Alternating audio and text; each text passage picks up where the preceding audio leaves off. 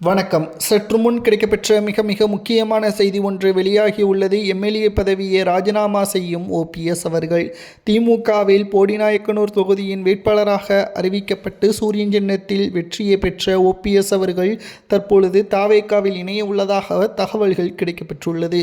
திமுகவின் அரசியல் களம் முற்றிலும் முறிந்துவிட்டது. அதிமுகவில் இருந்து பெருவாரியான தொண்டர்களும் நிர்வாகிகளும் 40% தாவேகாவில் இணைந்ததை தொடர்ந்து ஓபிஎஸ் அவர்கள் மறைந்த முன்னாள் முதல்வர் ஜெயலலிதா அவர்களது உண்மையான விசுவாசி. இவர் திமுகவில் இருப்பதை விட அதிமுகவில் இருப்பதுதான் சிறப்பானது.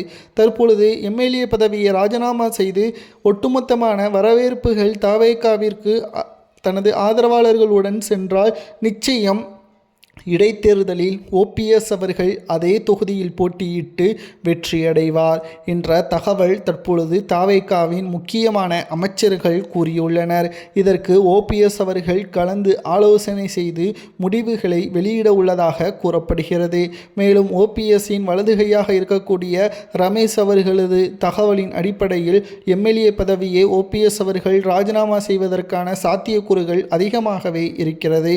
ஏனென்றால் இப்பொழுது முதல்வர் ஒட்டுமொத்தமான அதிகாரங்கள் அனைத்தும் தங்களது பக்கம் இருக்கக்கூடிய நிலையில் எதிர்க்கட்சியாக இருக்கக்கூடிய திமுகவில் செயல்பாடுகள் அனைத்தும் தோல்வியில் முடிந்ததன் காரணமாகவும் ஒவ்வொரு மாஜி அமைச்சர்களது வீட்டிலும் ரைடுகள் நடத்தப்பட்டு வருகிறது.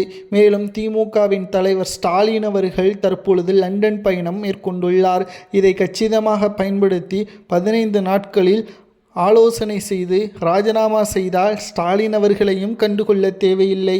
அதே சமயம் தமிழக அரசியலிலும் மிக பெரிய அளவிலான மாற்றம் ஏற்படும். தாவேகாவில் ஓபிஎஸ்ஐ போன்ற நபர் இருந்தால் மிகவும் சிறப்பாக இருக்கும் என்ற தகவலையும் தற்பொழுது அரசியல் வட்டாரத்தில் ஓபிஎஸ் அவர்களிடம் தாவேகாவின் முக்கியமான நிர்வாகிகள் தெரிவித்துள்ளனர். ஓபிஎஸ் அவர்கள் 3 முறை முதல்வராக அதிமுகவின் சார்பாக நியமிக்கப்பட்டவர். மக்களின் ஆதரவும் ஓபிஎஸ்ஸிற்கு இருக்கிறது. அதிமுகவில் இருந்து 40% நிர்வாகிகள் கூண்டோடு தாவேகாவில் இணைந்தது போல ஓபிஎஸ் அவர்களும் தாவேகாவில் இணைந்தால் சிறப்பு. அதிமுகவில் எடப்பாடி தலைமை சரியில்லை என்பதை அன்று ஓபிஎஸ் அவர்கள் கூறினார். தேர்தலில் அவர் சொன்னதுபடியே அதிமுக மிகப்பெரிய ஒரு தோல்வியையும் சந்தித்தது. மீண்டும் ஓபிஎஸ் அவர்களுக்கான ஒரு நல்ல செய்தியாக அதிர்ஷ்டமாக அவரை தேடி வந்துள்ளது. தாவேகாவில் ஓபிஎஸ் அவர்கள் தனது ஆதரவாளர்களுடன் இணைந்தால் நிச்சயம் அரசியல் களத்தில் மிகப்பெரிய அளவிலான மாற்றங்கள் உருவாகும் என்ற தகவலும் கிடைக்கப்பெற்றுள்ளது.